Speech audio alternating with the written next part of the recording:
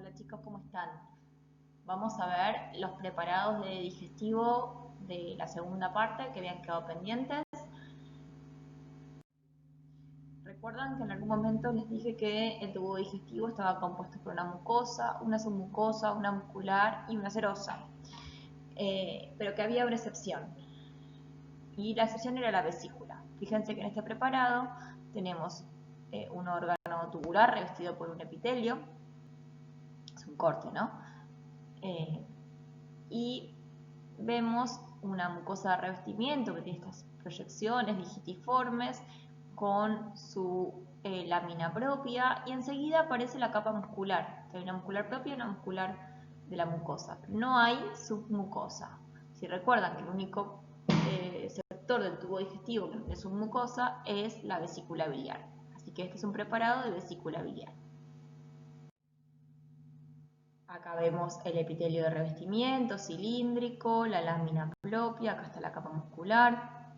Ya podemos ver que hay algunas células inflamatorias, tanto en la lámina propia como metidas entre la capa muscular. En este otro preparado vemos la riqueza de linfocitos que hay.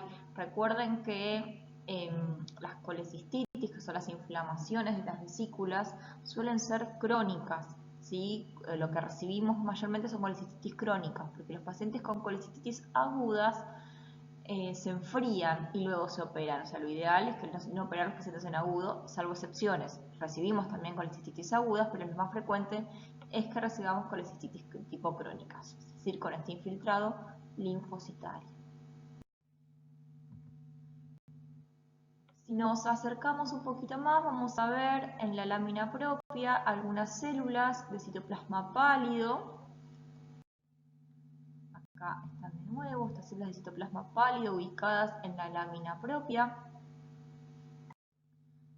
Acá lo mismo. Si prestamos un poquito más atención, tiene como si fueran microvacuolitas, ¿sí? Son histiocitos santomizados, llenos de colesterol o de lípidos. Fíjense, estos histiocitos llenos de lípidos con este material ópticamente negativo. Digo lípidos porque lo sé, pero para ponerlo en evidencia deberíamos hacer alguna técnica para lípidos, ¿no? Pero están estos histiocitos acá. Esto macroscópicamente tiene una traducción, ¿sí? La mucosa normal de la vesícula tiene un color verdoso y aterciopelado. En este caso, cuando se encuentran estos histiocitos espumosos, se ve la mucosa de la vesícula macroscópicamente con estrías amarillentas. Fíjense acá, los mismos histiocitos espumosos, un poquito más separados unos de otros, ¿sí? Con este citoplasma microvacuolado.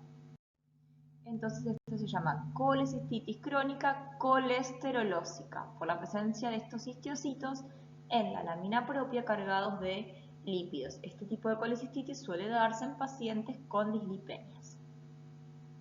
Recuerden que los patólogos no analizamos los cálculos biliares, ¿sí? Sí los describimos, contamos su presencia, si son de qué coloración tienen, si son más amarillentos, más verdosos, más amarronados, pero no los analizamos. Pasamos al segundo preparado. Esta es una vista panorámica de este órgano que es sólido y que recuerdan que en los primeros prácticos les decíamos que siempre tratamos de mostrar un pedazo de órgano normal para hacer diagnóstico de órgano, pero en este caso se trata de una patología difusa, por lo cual todo el órgano está comprometido. Pero en este caso es bastante fácil diagnosticar en qué órgano estamos, porque vemos estas trabéculas, estas células bastante grandes y este pigmento amarronado o tanto acaramelado que nos hace hacer diagnóstico de que estamos en un hígado. ¿Qué le pasa a este hígado? ¿Qué llama la atención? Y llama la atención estos tractos fibrosos que delimitan estos nódulos de hepatocitos, ¿no? Acá hay nódulos un poco más grandes, nódulos un poco más chiquitos, y este pigmento es pigmento biliar, ¿sí? Por una ectasia, ¿no? Biliar. Acá nos acercamos un poco más y vemos estas trabéculas de hepatocitos, acá vemos vasos, estas trabéculas pueden ir de un espacio porta a otro, de un espacio porta a una vena centrolobulillar, ¿sí? Pero vemos que estas trabéculas son de hepatocitos. Estos serían un nódulo de regeneración en una patología cirrótica. Si queremos poner en evidencia estos tractos fibrosos, usamos tricrómico de Masson para ver fibrosis tricrómico, ¿sí? Entonces vemos los tractos fibrosos con este color azul.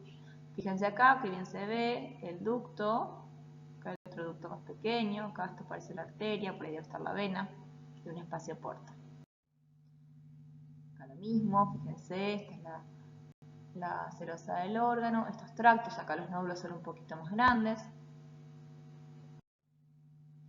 Acá para mostrarles un espacio porta con el ducto, la vena y la arteria. ¿Sí? Es un espacio porta bastante grande, normalmente no se ven así tan grandes, debe ser por la localización de la toma de la muestra. También esta patología la podemos ver en cilindros, ¿sí? Eso que veíamos antes eran preparados de autopsias, pero también podemos ver esta misma patología en un cilindro hepático. Fíjense que acá están los hepatocitos y acá vemos tractos fibrosos.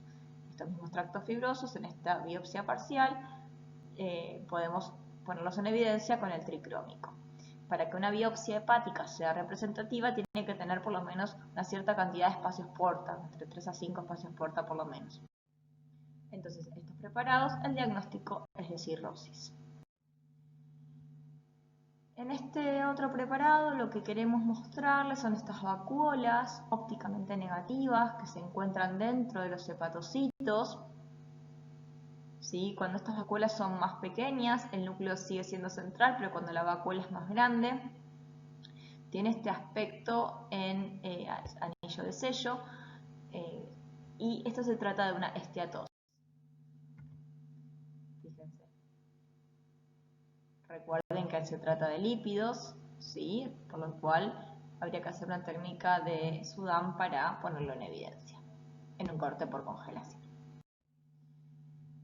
El último preparado, otra vez, acá vemos las trabéculas de hepatocitos, por lo cual podemos hacer diagnóstico de órgano con este sector del preparado. Y acá podemos observar un reemplazo, una infiltración del parénquima hepático por una proliferación que forma glándulas. Esta es la luz, este es el revestimiento glandular, forma, fíjense, glándulas, acá hay más, ¿sí? Si nos acercamos a ver esas glándulas, vemos que están compuestas por células atípicas con núcleos vesiculosos, algunos núcleos hipercromáticos, con diferentes tamaños de células, diferentes tamaños de células y de núcleos y de citoplasma, y esta área de necrosis dentro de la glándula. ¿En qué podemos pensar? Recordamos, sabemos que el hígado, al igual que el pulmón, es asiento de múltiples metástasis. La diferencia es que los tumores primarios de hígado pueden ser múltiples. En pulmón es más raro. Normalmente, cuando uno ve lesiones múltiples en pulmón, piensa primero en metástasis, y cuando ve lesiones únicas piensa primero en lesiones primarias, pero en hígado hay que tener en la mente que también el hepatocarcinoma puede ser múltiple. Si bien no es lo más frecuente, puede serlo. Pero por lejos el tumor de hígado más frecuente es en las metástasis. Y esta necrosis adentro de la glándula nos hace sospechar que el primario puede ser de origen colónico. ¿Estamos seguros? No. Para estar seguros de cuál es el origen, tenemos que recurrir a la inmunistoquímica. Por ejemplo, en este caso, se trata de una metástasis de cáncer de colon. ¿Cómo lo sabemos? Porque hicimos inmunomarcación y marca positividad para CD20. ¿Sí? Como marcan los tumores de colon. Pero no ustedes con este preparado. Si nosotros les mostramos este preparado, lo único que nos pueden decir es que es un adenocarcinoma en hígado. Que bueno, que hay que evaluar por inmunistoquímica a ver cuál es el primario. Muy importante conocer la historia clínica del paciente, ¿sí? Porque si nos dan datos o ustedes saben del antecedente de un cáncer de colon en el paciente, es mucho más fácil para nosotros saber qué inmunomarcación le vamos a pedir. Bueno, eso es todo, bien cortito por hoy.